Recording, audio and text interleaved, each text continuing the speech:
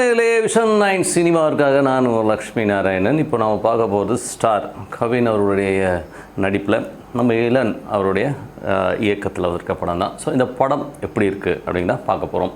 So இந்த படம் வந்து பார்த்திங்கன்னா ஒரு ட்ரைலர் வந்திருக்கும் போது ஒரு பெரிய ஒரு எதிர்பார்ப்பு, கிட்டத்தட்ட வந்து கவினுடைய ஒரு நிறைய டைமென்ஷன்ஸோட ரொம்ப சூப்பராக இருந்தது. பார்க்கும்போதே வந்து ஒரு பெரிய ஒரு சம்பவம்லாம் நிறைய இருக்கும் அப்படிங்கிற ஒரு எதிர்பார்ப்போடு தான் இந்த படத்துக்கு போனோம். ஸோ இந்த படத்துடைய கதை என்ன? ஸோ கதைன்னு பார்க்கும்பொழுது லால் வந்து கவினோட அப்பாவை வர்றார். ஸோ அவருக்கு ஒரு பெரிய சினிமா கனவோட வந்து தோற்று போன லால் தன் மகனும் ஒரு பெரிய சினிமா ஸ்டார் ஆகணுங்கிறத வந்து அந்த ஆசையை வந்து மகனுடைய மனசில் விதைக்கிறார். அதற்கான முயற்சியில் மகன் இறங்குறார். வெற்றி அடைஞ்சாரா இல்லையா அப்படிங்கிறது தான் கதை. ஸோ இதில் வந்து பார்த்திங்கன்னா ஒருத்தர் வந்து சினிமாவில் வரும்போது என்ன பிரச்சனைகள் வரும், எந்த துறையாக இருந்தாலும் பிரச்சனை இருங்க, பட் சினிமாவில் வந்து ஒரு கேரண்டி கிடையாது. ஸோ அதுதான் ரொம்ப பெரிய ப்ராப்ளம். அடித்தாலுக்கு இல்லைன்னா ரோடு, அவ்வளோதான். ஸோ இந்த லெவலில் தான் வந்து சினிமாவுடைய விஷயங்களே இருக்கும். நீங்கள் வேணால் யோசிச்சு பாருங்கள், கிட்டத்தட்ட கைவிட்டு எண்ணிங்கன்னா மிஞ்சி போனால் ஒரு 200-250 நடிகர்கள் தான் மேக்ஸிமம் இருப்பாங்க பீக்கில். ஸோ மற்றவரெலாம் துணை நடிகர்லாம் விட்டுருங்க, ஓரளவு பேசப்படுகிறவர்கள்னு பார்க்க போனீங்கன்னா ஒரு 250 பேர். அந்த 250 பேரும் சான்ஸ் இருக்குமான சான்ஸ் இருக்காது. ஸோ அதுதான் வந்து சினிமாவுடைய நிலைமை. அது வந்து ரொம்ப நல்லா காமிச்சிருக்காங்க இந்த படத்தில். ஸோ இதில் வந்து பார்த்திங்கன்னா ஃபர்ஸ்ட் ஆஃப் பார்த்திங்கன்னா ரொம்ப சூப்பராகவும் அந்த கதை சொன்ன விதம், அதை வந்து எடுத்தோடனே அந்த ஒரு பாரதியாரை வச்சு ஒரு ஆரம்பித்ததும், அதுக்கப்புறம் வந்து கவின் வந்து அவருடைய முயற்சிகள், அந்த விஷயங்கள்லாம் ரொம்ப சூப்பராக இருக்கும். யுவன் சங்கர் ராஜாவோட மியூசிக்கில் அந்த ஒரு பாட்டு ஃபர்ஸ்ட் ஆஃபில் பிளேஸ்மெண்ட்லாம் வந்து ரொம்ப அட்டகாசமாக இருக்கும். ஸோ அது வந்து வேறு லெவலில் இருக்குது. ஏன்னா அது ஏன் பழைய பாட்டை போட்டார் இவன், ஏன் அந்த மாதிரி ஒரு தரமான பாட்டு இப்போ இவனுக்கு வரலையாங்கிற மாதிரி எனக்கு புரியலைங்க. ஏன்னா ஏன் ஒரு பாட்டு வராது, இப்போ கிரியேட்டருக்கு வராதா? இளையராஜா சொல்கிறார் இல்லையா, கற்பனை இல்லாதவங்க தான் வந்து என் பாட்டெல்லாம் திருடி போடுவாங்கன்னு. ஏன் இவன் அவருடைய பழைய பாட்டை போடணும்?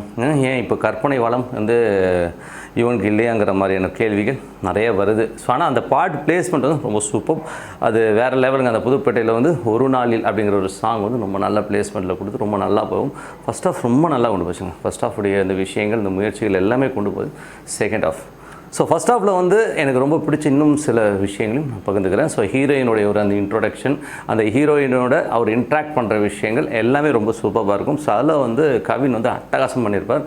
அதே மாதிரி காலேஜ் கல்ச்சுரல்ஸில் வந்து ஒரு ஆட்டம் போடுவாங்க, செம குத்து சும்மா. அது வந்து கவின் வந்து அட்டகாசம் பண்ணியிருக்காது. ஒரு லேடி கெட்டப்பில் வந்து இந்த டான்ஸ் மூவ்மெண்ட் எல்லாமே ரொம்ப சூப்பராக இருக்கும். ஸோ அது வந்து வேறு லெவலில் வந்து பண்ணியிருக்க ஒரு விஷயம் தான். ஸோ இதெல்லாமே ரொம்ப நல்லா பண்ணிவிட்டு செகண்ட் ஆஃப் வரும்போது அவருக்கு வந்து ஒரு இன்சிடெண்ட் நடக்குதுன்னு காட்டுறாங்க. ஸோ ஒரு ஆக்சிடெண்ட். ஸோ இந்த ஆக்சிடெண்ட்டில் வந்து ஒரு தழும்பு வந்து ஒரு மனுஷனோட வாழ்க்கையை வந்து இந்த அளவுக்கு பாதிக்குமா அப்படிங்கிறது வந்து ரொம்ப மொக்கையான ஒரு விஷயமாக தான் இது படுது. ஏன்னா ஒரு தழும்புக்கு வந்து இன்றைக்கி வந்து பிளாஸ்டிக் சர்ஜரிஸ்லாம் நிறையா வந்துருச்சு. இத்தனைக்கு ஒரு வசதியான விட்டு போனால் தான் வந்து ஒரு லவ் பண்ணுறாரு, அந்த பொண்ணு நினச்சா சர்ஜரி பண்ண முடியும். எங்கள் அப்பாவும் இப்போ நீ பிளாஸ்டிக் சர்ஜரி வந்து பெரிய எக்ஸ்பென்சிவ்லாம் சொல்கிற மாதிரி இல்லை, சின்னதாக ஒரு தழும்பை மறைப்பதுக்கெலாம் வந்து ஒரு பெரிய விஷயம் கிடையாது. பட் அதை வந்து ஒரு பெரிய விஷயமாக ஆக்கி அவர் வந்து வாழ்க்கையே இருண்டு போச்சு கவினுக்கு அப்படின்னு சொல்லி அப்படி உட்காந்ததும், அதுக்கப்புறம் பார்த்தா அந்த ஃபஸ்ட் ஹீரோயினும் விட்டுட்டு போயிடுது. ஸோ ஃபஸ்ட் ஹீரோயின் போய்ட்டு அப்புறம் திடீர்னு பார்த்தா அடுத்த 5வது நிமிஷம் 10வது நிமிஷம் செகண்ட் ஹீரோயின் வந்துடுது. செகண்ட் ஹீரோயின் வந்து அதோட வாழ்ந்துட்டு போகிறாரு. கதை வேறு காலத்தில் பிரயாணிக்க ஆரம்பிக்கிறது ரொம்ப கொடுமையாக இருந்தது. ஏன்னா வந்து எதுக்காக படம், இந்த படம் வந்து அவன் ஜெயிக்கணும். ஸோ எப்படி வந்து நடுவில் அவன் டைவர்ட் ஆகி போகிறது, டைல்யூட் ஆகிறது, வாழ்க்கையுடைய யதார்த்தத்தை விட்டுட்டு அவன் எங்கேயோ போகிறது, இந்த பொண்ணோட வாழ்கிறதெல்லாம் கொண்டு போயிட்டு ஏன் இந்த மாதிரி கொண்டு போனாங்க? இன்னொன்று சினிமா விட்டு தனியாகவே போயிட்டார், திடீர்னு எப்படி திருப்பி சினிமாக்குள்ளே என்ட்ரி ஆக முடியும்? ஸோ இதெல்லாமே சாத்தியம் இல்லாத விஷயமாகப்பட்டது. ஸோ செகண்ட் ஹாஃபில் வந்து இளன் வந்து மொக்க பண்ணிட்டாருன்னு தான் சொல்லணும். ஏன்னா வந்து செம மொக்கங்க. கிட்டத்தட்ட வந்து நமக்கு கடுப்பாயிடுச்சு. அந்த பொண்ணு பர்ஃபார்மன்ஸ்லாம் நல்லா இருந்தாலும் ஒன்றுமே இல்லை. இவங்க 2 பேர் வாழ்கிறத பார்க்குறது வந்துருக்கும். ஒருத்தன் வந்து போராடுறான் ஜெயிக்கிறாங்கிற கதையை கான்செப்டை விட்டுட்டு வேறு எங்கேயோ ட்ராவல் ஆகி கதையை ஜவ்வாக இழுத்து இல்லைன்னு ஏன் பண்ணான்னு தெரியலைங்க. ஏன்னா வந்து சீன்ஸ் நல்ல ஒரு தரமான நல்ல ஒரு சீன்ஸாக அமைஞ்சிருக்கணும். அந்த மாதிரி வந்து இதில் அமையலைங்கிறது தான் ரொம்ப கொடுமையான விஷயம்.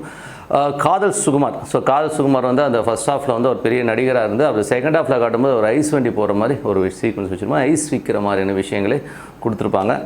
ஸோ இது வந்து அந்த யதார்த்தத்தை காட்டினாலும் அதெல்லாம் எதுக்கிய சீனு, சினிமாவில் இருக்கிறோம் ரோட்டில் பிச்சை எடுக்கிறான், ஐஸ் வண்டி விற்கிறான் அப்படிங்கிற விஷயத்தை சொல்கிறதுக்கா எதுக்காக சொன்னாங்கன்னு தெரிலைங்க. என்றைக்குமே வந்து சினிமாங்கிறது வந்து பார்த்திங்கன்னா வரவர்கள் முதல்ல வந்து செக்யூர்டாக வரணுங்கிறது தான் ரொம்ப மெயினான விஷயம். அதை வேணால் இந்த படத்தில் வந்து எடுத்துக்கலாம்.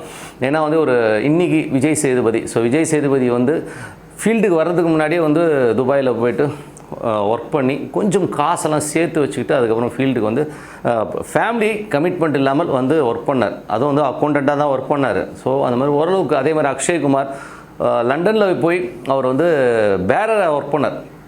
பேரராக ஒர்க் பண்ணி நிறைய பணம் சேர்த்துட்டு வந்துட்டு அதுக்கப்புறம் திருப்பி ஃபீல்டில் ஃபைட் பண்ணார். ஸோ அந்த மாதிரி ஒரு பேக்கப்பை நீங்கள் க்ரியேட் பண்ணிவிட்டு வந்தால் தான் சினிமாவில் ஜெயிக்க முடியுங்கிறது ஒரு நிதர்சனமான உண்மையும் கூட.